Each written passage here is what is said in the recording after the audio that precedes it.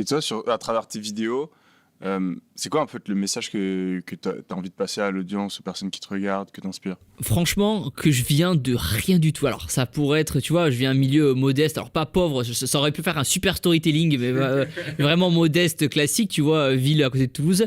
Mais tu vois, vraiment, ce que j'ai envie de montrer, c'est que avec beaucoup de travail, forcément de la chance aussi, tu peux réussir à t'élever. Non pas que les gens qui gagnent mieux leur vie sont moins élevés, mais juste à t'élever financièrement, plus de liberté et surtout aimer le métier que tu fais en ayant juste une passion. C'est pour ça que je dis souvent aux gens, quand ils ont entre 15 et 25 ans, peut-être se spécialiser dans un domaine et le charbonner, devenir un spécialiste dans ce domaine-là, d'être un peu j'avais eu un terme il y a pas longtemps, j'écoutais un terme, ce médecin un petit peu dans ce domaine-là et d'être un référent. Et ensuite, quand ils ont acquis cette compétence pendant 10 ans, ils peuvent ensuite la monnayer par la suite. Et de pas être juste attiré par l'argent, ne pas être attiré juste simplement par l'argent et n'avoir rien à transmettre, tu vois. Si vous avez vos compétences, votre expérience, certains c'est du fitness, de l'expérience, donc ça aide les gens à perdre du poids, d'autres ça passe pas de la mécanique, ils ont fait la mécanique pendant 10 ans et ensuite ils font des tutos sur la mécanique, ils peuvent cartonner. Le bricolage, ils ont 10 ans, ils ont bossé dans une boîte de bricolage, 10 ans ils en ont marre ensuite de gagner ce salaire là, ils décident d'aller sur les réseaux transmettent leurs compétences à travers les réseaux sociaux, c'est devenu vachement accessible. Il y a des gens qui sont spécialisés dans le fromage, qui font des vidéos sur YouTube, dans le vin. Et en fait, à tous les gens qui nous regardent, s'ils sont bons dans un domaine et qu'ils en ont marre, entre guillemets, de gagner le salaire qu'ils ont et de pas être leur propre patron, ils peuvent demain, grâce au réseau, vendre leurs compétences en fait, transmettre leurs compétences et en plus c'est des marchés niches, donc attirer des marques aussi, se faire sponsoriser, je dis des bêtises, tu vois, par La Gueule, les couteaux La Gueule s'ils font du fromage. Et du coup ouais, je sais pas, vraiment que quand tu le veux, il faut vraiment s'acharner. Pour le coup, va falloir s'acharner parce qu'il y a des jours ça va être plus cool que d'autres et moins cool d'autres jours. Juste s'acharner, bosser dur, avoir de la chance forcément parce que le facteur chance existe, mais encore une fois la chance tu la provoques et voilà, ils peuvent faire n'importe quoi.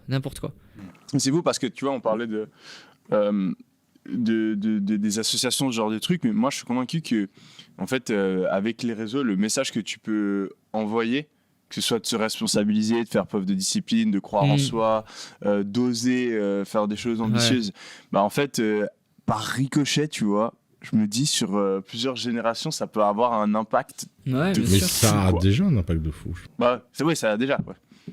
Clairement. Plus que tu peux avoir juste en donnant de l'argent à quelqu'un. Donc faut faire les deux, Oussama, tu vois.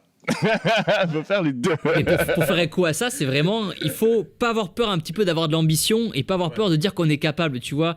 On n'est pas plus nul qu'un autre, on n'est pas plus bête qu'un autre, tu vois. Là, moi, je me suis formé sur Twitch, par exemple, il y a pas longtemps parce que je kiffais le côté stream, etc. Bah, je suis pas plus bête qu'un autre. Je vais regarder des tutos et je vais apprendre. Ça prend du temps, mais je vais apprendre.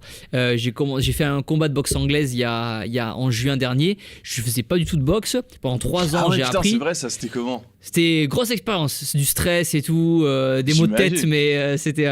En fait, je voulais me prouver à moi-même que j'étais capable de faire ce sport de combat, de faire un combat de boxe. Dans ma tête, j'avais cet objectif-là. Du coup, ça a pris 3 ans avec différents coachs, par exemple, et beaucoup d'entraînement. Ça a pris de la route, ça a pris du temps, ça a pris de l'argent aussi, parce qu'il faut payer ces coachs. Et avec du travail et l'acharnement, j'ai pu faire ce combat de boxe que j'ai pu gagner. Ça a fait un super storytelling et pour moi ça me donne beaucoup de confiance et ça me dit que avec du travail et de la rigueur tu peux atteindre ton objectif là. Je voulais vraiment concrètement me remettre à un nouvel objectif parce que les vidéos maintenant c'était un peu un objectif qui était acquis dans ma tête, la muscu pareil, et je voulais vraiment avoir un nouveau objectif, savoir si j'étais capable de me relancer un nouveau défi qui était la boxe où vraiment je partais de zéro. Il y a des vidéos, je sais pas boxer du tout, et savoir si en X années, je pouvais prétendre à faire un combat de boxe, quoi.